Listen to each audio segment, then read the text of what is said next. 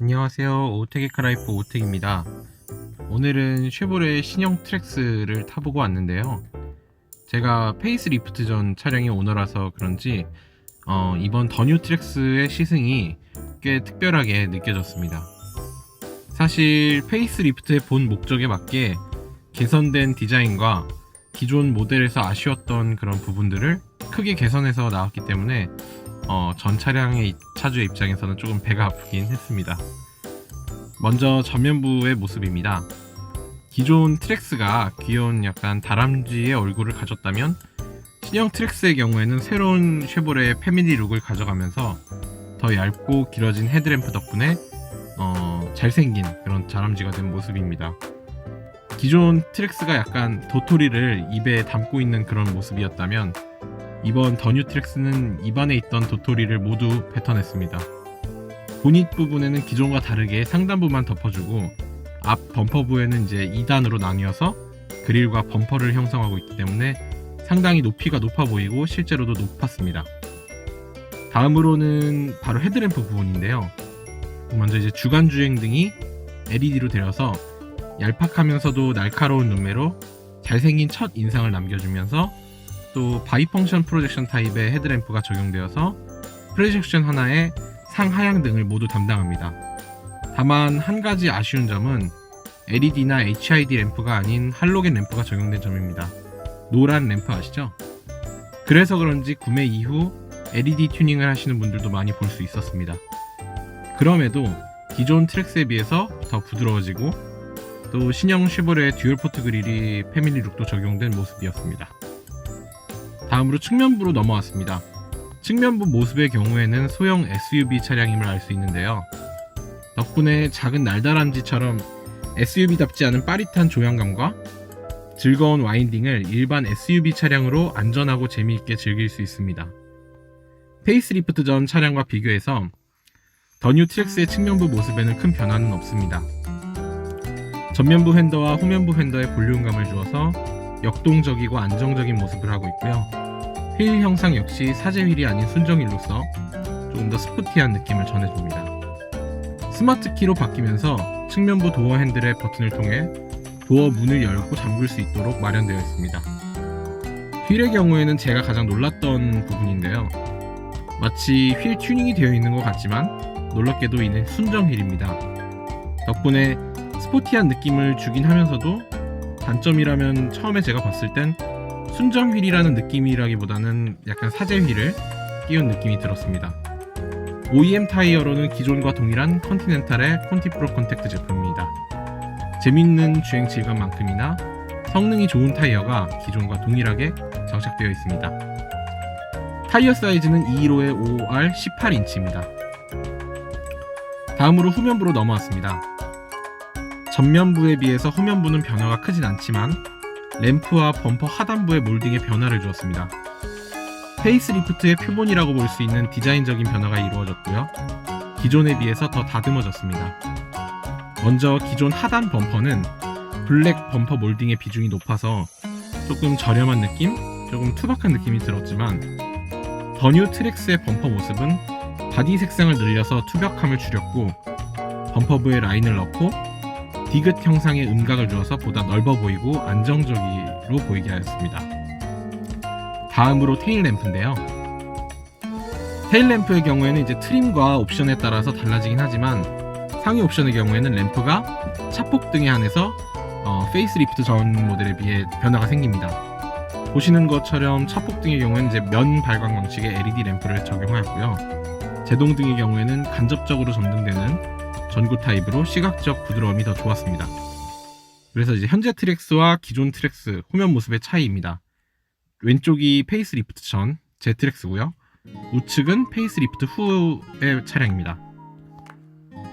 트렁크를 보기 위해 이제 테일게이트를 열었습니다. 육안으로 보실 때도 작아 보이시겠지만 트랙스 트렁크 용량은 357리터입니다.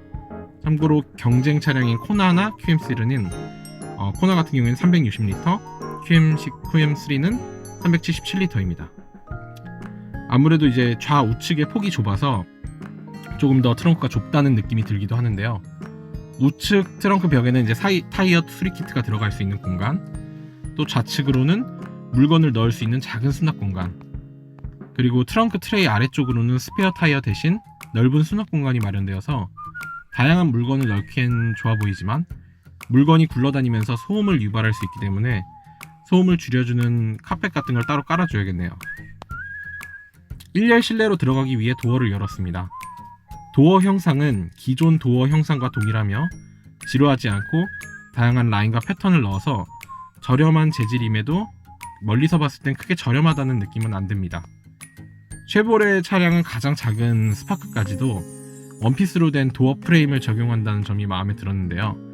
대중 브랜드임에도 불구하고 트랙스 차량의 경우 도어 프레임에 커버를 씌워주어서 좀 더 고급감을 높였습니다. 실내 도어 트림은 하드 플라스틱으로 되어 있고 패턴의 경우는 동물의 이렇게 겉껍질 느낌이 주는 패턴이 적용되었습니다. 모두 기존과 동일하지만 달라진 점이라고 하면은 기존 트랙스의 경우에는 이제 운전석에 한해서 상하향 원터치 윈도우가 적용되었으나 더 뉴 트랙스로 넘어오면서 운전석은 상하향 원터치 윈도우, 그리고 기타 좌석은 하향 원터치 윈도우가 적용되었습니다. 또한 사진 보시는 것처럼 기존 운전석 윈도우 스위치에만 적용되었던 버튼 조명이 전체에 적용되었습니다. 이제 메인 실내의 모습인데요. 기존 트랙스에서 아쉬웠던 부분들이 개선된 모습을 볼 수 있었습니다. 시트는 기존과 동일한 형상이지만 맨들맨들한 재질의 가죽에서 살짝 코팅된 가죽과 쿠션 역시 조금 더 단단하고 잘 버틸 수 있도록 바뀐 것 같은 느낌을 받았습니다. 기존 시트의 모습은 동일하지만 좌우 날개 쿠션이 조금 약해서 축 처지는 그런 현상이 발생했었거든요. 그래서 덩치가 조금 있으신 분들은 엉덩이 쿠션이 짧다고 느끼실 것 같습니다. 가장 먼저 이제 센터 패시아에서 볼 부분은 스티어링 휠 컬럼 좌측에 있는 크래시 패드 부분입니다. 대시보드 패널을 감싸는 가죽이 구석까지 꼼꼼하게 제조되어 있고요. 버튼의 경우에는 좌측부터 계기판 밝기 조절, 헤드램프 조사각 조절 다이얼입니다. 다음으로는 실내에서 가장 먼저 눈에 들어오는 스티어링 휠입니다. 스티어링 휠의 형상은 기존 트랙스와 크게 바뀐 점이 없습니다. 다만 이제 하단부 스포크에서 좌우로 이어지는 은색 플라스틱 가니쉬의 형상이 살짝 얇아지며 바뀌었고, 스티어링 휠의 림을 감싸고 있는 가죽이 살짝 바뀌면서 잡았을 때의 그립감도 함께 바뀌었습니다. 기존에는 스티어링 휠 열선이 빠져 있어서 크루즈 컨트롤 버튼이 이제 나뉘어 있었는데요. 현재는 스티어링 휠 열선 버튼이 추가되어서 크루즈 컨트롤 버튼은 한쪽으로 몰았습니다. 그리고 가장 큰 변화이자 살짝은 아쉬움이 느껴지는 부분, 바로 계기판입니다.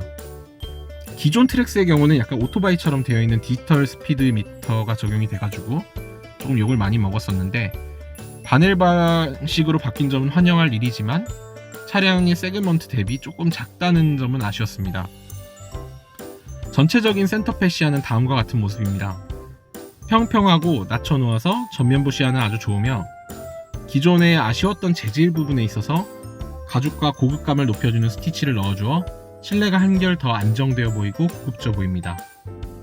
가죽 재질은 인조 가죽이지만 스티치가 견고하고 꼼꼼하게 되어 있어서 큰 상관은 없어 보입니다. 기존에 아쉬움이 많았던 마이링크 1세대에서 더 뉴 트랙스로 옮겨오면서 2세대로 바뀌었습니다. 물론 지금 현재 차량은 사제 내비게이션 프로그램이 매립되어 있지만 마이링크 2세대로 애플 카플레이를 할 수 있다는 점과, 그리고 조작 방식이 훨씬 더 부드러워졌다는 점에서 기존 1세대 마이링크 보유 오너로서는 조금 많이 부러운 요소였습니다.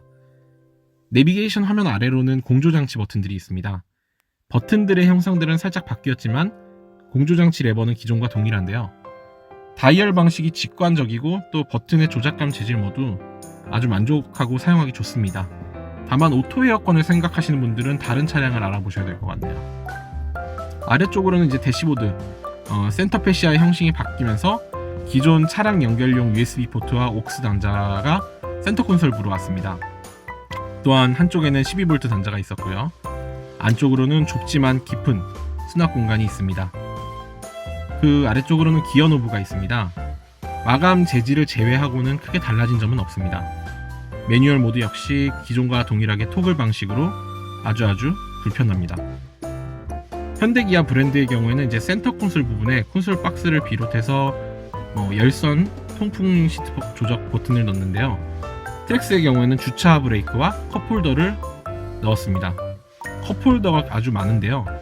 컵홀더는 날개가 있고 고무 재질로 되어 있어서 고정이 생각보다는 잘 됩니다. 다만 콘솔 박스가 없고 경쟁 차량인 쌍용 티볼리나 현대 코나, 기아 셀토스 차량 등에 비해서 센터 콘솔부가 좀 좁다는 점이 좀 아쉽습니다. 2열 실내로 들어가기 위해서 뒷좌석 문을 열었습니다. 뒷좌석 도어 역시 트림은 역시 하드 플라스틱 재질이고요. 1열에 비해서 조금 더 저렴한 느낌이 좀 들긴 합니다. 바깥에서 바라봤을 때는 이제 실내 공간이 좁을 것 같다는 생각을 했지만 실제로 타보면 시트 포지션 높이도 적당하고 꽤 괜찮은 공간입니다. 다만 한 가지 아쉬운 점은 팔걸이 높이가 낮아서 편안한 자세가 잘 나오진 않지만 차량은 세그먼트를 감안했을 때 그러려니 할 수 있는 정도의 수준입니다. 머리 공간은 175cm, 성인 남성 저의 기준으로 주먹 반개가 조금 안 되는 수준이었습니다. 또한 코나와 다른 점은 머리 공간에서도 여유롭긴 하지만 발 밑 공간과 무릎 공간에서도 여유로웠습니다. 트랙스의 2열 편의 장비는 거의 없지만 꽤 임팩트 있는 장비가 하나 있습니다. 바로 220V 단자인데요. 이거 꽤 쓸 일이 많았습니다. 요즘처럼 차박으로 여행을 많이 떠날 때 아주 유용하게 쓰이는 장비이긴 합니다. 물론 사이즈가 차박하기에는 조금 좁긴 하지만요. 다음으로는 시내 주행 질감입니다. 이번에 운전했던 더 뉴 트랙스는 1.4L 터보 엔진을 달고 있는 가솔린 엔진 모델인데요. 페이스리프트 모델인 만큼 파워트레인에는 변화가 없기 때문에 기존과 동일한 140마력에 20.4kgfm의 토크를 냅니다. 참고로 1.6L 디젤 엔진의 경우에는 135마력에 30.8kgfm의 출력으로 가솔린보다는 시원한 가속감을 줍니다만 진동가속이 꽤 들어옵니다. 그렇기 때문에 시내 주행의 가속에 있어서는 크게 아쉬움을 느낄 수준은 아닙니다. 하지만 국내 모델에 한해서 적용된 보령 생산의 6단 자동 변속기 때문에 토크감이 좋고 출력에는 큰 아쉬움은 없긴 하지만 변속이 필요한 시점, 특히 3단 같은 데서 질질 끄는 느낌과 또 여름철 또는 변속기가 열을 좀 받게 되면은 변속 충격이 툭툭 발생하고 가끔씩은 변속을 안 하고 얼을 타는 그런 현상도 발생을 합니다. 자동 변속기가 아닌 듀얼 클러치 변속기를 넣었으면은 조금 더 즐거운 주행과 동시에 연비도 잡았을 텐데 이 부분은 조금 아쉬웠습니다. 시내 제동 성능은 우수합니다. 다만 제동 페달의 초반 담력보다는 중간에서 끝부분에 좀 분포되어 있어서 빠른 제동을 위해서는 끝까지 쭉 밟아주는 것이 필요합니다.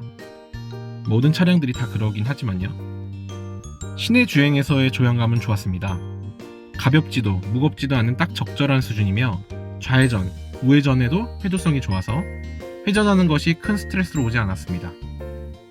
다음으로는 시내주행에서의 승차감입니다. 승차감이라는 부분에 있어서 현대 기아 브랜드에 비해서 아쉬운 부분입니다.